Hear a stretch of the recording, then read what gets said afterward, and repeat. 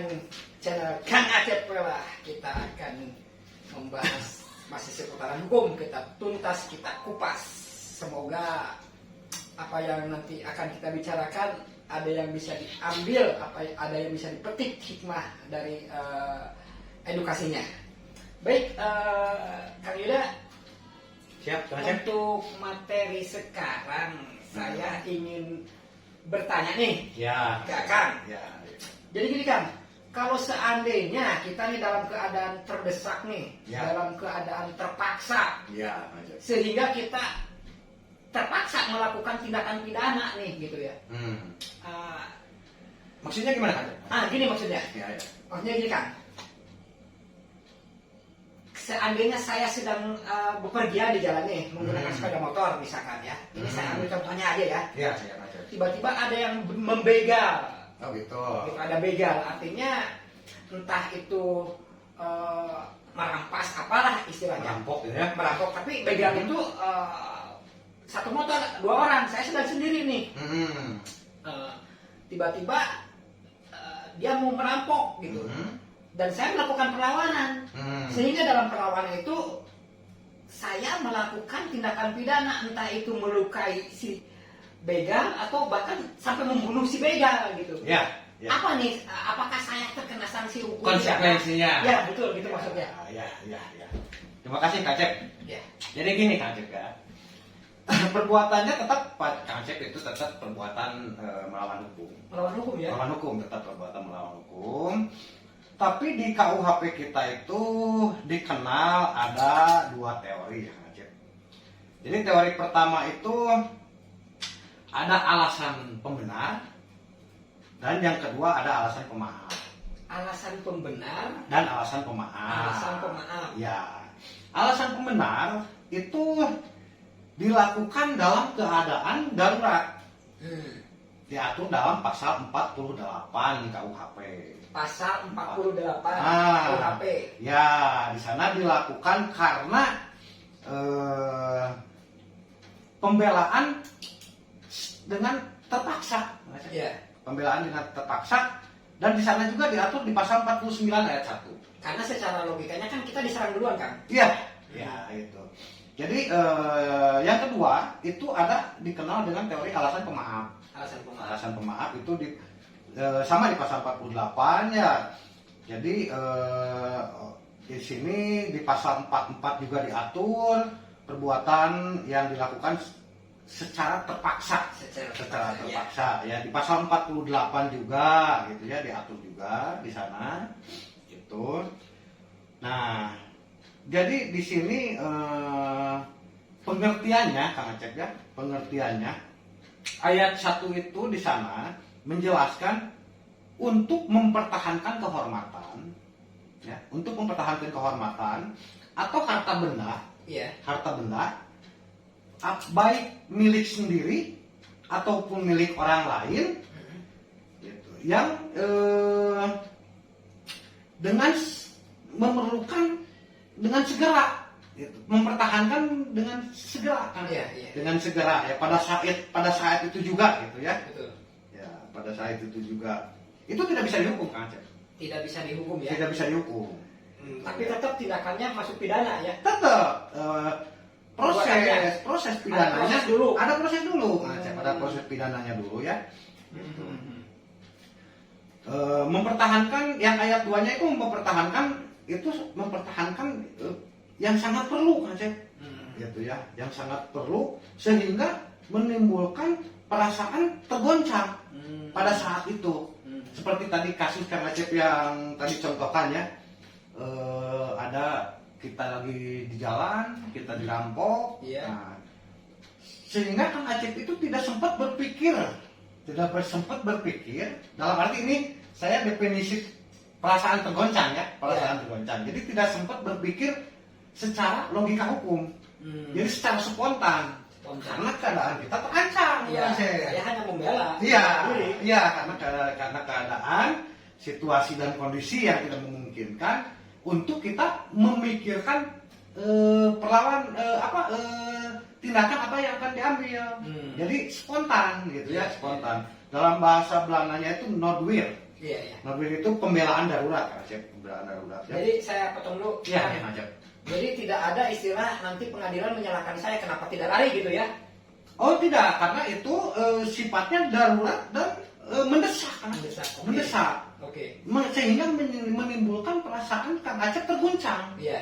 terguncang dan tidak hilang akalnya udah hilang karena terguncang. Gitu. Artinya ya walaupun nanti apa adu argumen nih, Ah, adu iya, argumen. iya. Kenapa henti lari, kenapa tidak menghindar? Artinya ya karena saya merasa diancam dan saya punya keberanian untuk melawan. Mungkin saya kalau secara adu argumen mungkin saya akan berargumen seperti itu kan ya? Iya, itu kan ada beberapa pertimbangan ya Kang Acep ya. Iya. Jadi alasan pemaaf itu dilihat dari pelakunya. Pelakunya. Oke. Nah, subjektif ya, subjektif. Contoh seperti orang dengan gangguan kejiwaan itu tidak bisa dipidana, Kang Acep. Tidak bisa dipidana. Apa yang dia lakukan itu memang tidak di luar pikiran yang normal ya. Itu Kang Acep. Jadi yang bisa dipidana itu pikirannya tidak yang bisa terpidana itu pikiran yang normal. Normal, Kang Acep. Terus dalam keadaan yang normal. Ya, Oke. gitu ya. Jadi seperti penanganan orang dengan gangguan kejiwaan itu nanti harus dibuktikan oleh psikiater. Jadi penyidik nanti pihak kepolisian dites dulu ini kejiwaannya, dibuktikan gitu ya, dibuktikan nanti ada rekomendasi bahwa ini memang kejiwaannya terganggu gitu kan. Nah, akhirnya hakim nanti memerintahkan bahwa orang tersebut harus dimasukkan ke rumah sakit jiwa. Oke Kang, nanti itu kita bahaskan. Iya, siap aja. Saya minta fokus dulu ke ini Kang, permasalahan tadi Kang ya. Nah, Nah, itu maksudnya kita tidak akan menjadi terpidana ya, akan terbebas ya dari jerat hukum pidananya ya. ya, tapi tetap Pak Acep dilihat dulu situasinya Pak Acep. Situasinya. Itu saya tambahkan lagi ya Pak Acep. Yang tadi itu ya orang gila. Terus di pasal 50 KUHP itu mengatur tentang siapa yang tidak bisa dipidana. Oh, ini sedang menjelaskan dulu Menjelaskan dulu ya. Berhubungan dengan yang tidak bisa dipidana ya. Oke. Jadi petugas eksekusi, petugas eksekutor mati, terpidana mati, itu tidak bisa dipidana kan? Karena wewenangnya. Gitu ya. Ya seperti siapa Amroji, Imam Samudra itu kan dieksekusi mati. Nah itu tidak bisa dipidana Kang Acep. Itu diatur di pasal 50 KUHP. Artinya kalau misalkan itu bisa dipidana, artinya terus siapa Tapi yang siapa yang mengeksekusi ya? Iya. Siapa yang menembak gitu ya? Iya Kang Acep. Nah kalau masalah orang gila, orang dengan gangguan kejiwaan itu diatur dalam pasal 44. Gitu pasal 44. Dan begini Kang Acep ya. Jadi dengan adanya alasan